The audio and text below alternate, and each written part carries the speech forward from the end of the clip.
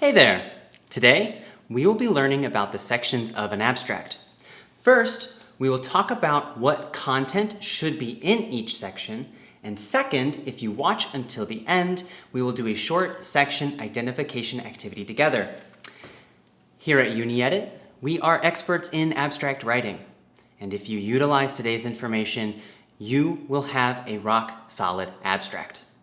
This content was taken from a full lecture video, which you can watch at the link up here or in this video's description. Enjoy! Structure of an abstract. Motivation section. Why do we care about the problem and the results? Why is it interesting? What's the importance of your work, the difficulty of the area, and the impact it might have if successful? Reason for conducting the research. Never lose sight of why the research was conducted. This is important because you will obviously know why your research is important, but you also need to be able to communicate that to the readers. All right, structure of an abstract, problem statement. What problem are you trying to solve? What is the scope of your work? Is it a generalized approach or for a specific situation? Be careful not to use too much jargon. For some cases, put the problem statement before the motivation. But usually this only works if most readers already understand why the problem is important. All right, structure of an abstract, methodology, also called approach. How did you go about solving or making progress on the problem? Did you use simulation analytic models, prototype construction, or analysis of field data for an actual project? What was the extent of your work? What important variables did you control, ignore, or measure? All right, structure of an abstract, results. What's the answer to your research question? Did your study find it was faster, more efficient, safer, cheaper, more reliable? Here is where you will use the main numerical results. Avoid vagueness such as very, small, or significant. Some abstracts may discuss the findings in a more general way. It's all right. Structure of an abstract. Now, finally, the discussion section. What are the implications of your answer? Is it going to change the world? Unlikely. Be a significant win? Be a nice hack? Are your results general? Potentially generalizable? Or specific to a particular case? And ramifications. What changes could be implemented as a result of the findings of the work? How does this work add to the body of knowledge on the topic? Now for an exercise. We will take a look at an abstract. See if you can identify these in the abstract. Structure, motivation, problem statement, scope of study, method, results, discussion, implications, recommendations, conclusion.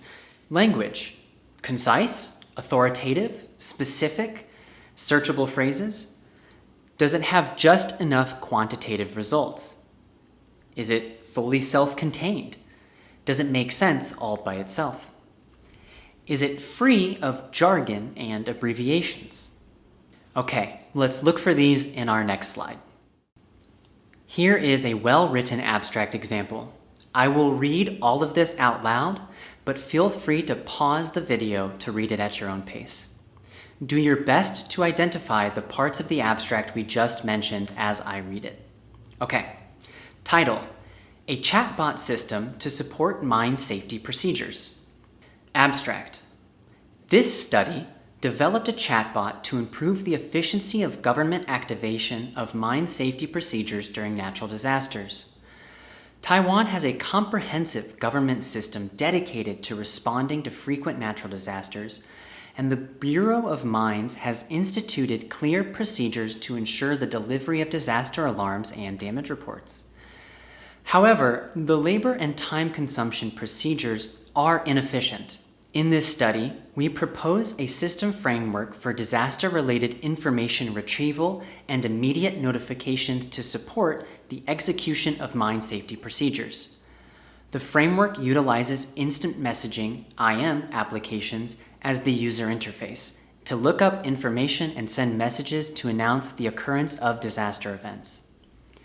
We evaluated the efficiency of the procedures before and after adopting the system and achieved a time cost reduction of 55.8 minutes among 3 types of disaster events. All right, let's have a look at the parts of this abstract. So for this abstract, it is only 135 words, so it's on the shorter side, and that's okay. Our first sentence here is a very clear introduction telling us what the study did. The second sentence has some history which sets the stage nicely for the problem statement, which comes next. So this is your problem statement. Immediately after the problem statement is the method of how this study attempted to solve the problem. We then get some more information on their potential solution before just enough quantitative results. For searchable phrases, maybe we have chatbot, mine safety procedures, and natural disasters as being the most common here. Lastly, this is a clearly self-contained abstract. We have the history, the problem, the solution, and the results. If I wanted more details on the specifics, I could read the paper. But the abstract does a lot of work to give me clear, concise information. What's missing from this abstract? A discussion section. But I took a look at the paper and the discussion was missing there as well. So there is no problem with this abstract missing a discussion section. Hello again. I hope this video was useful for you. Please visit the description below for links on how to write an abstract. And if you enjoyed this free content, remember to hit that like button and subscribe. Thanks, and I will see you again soon.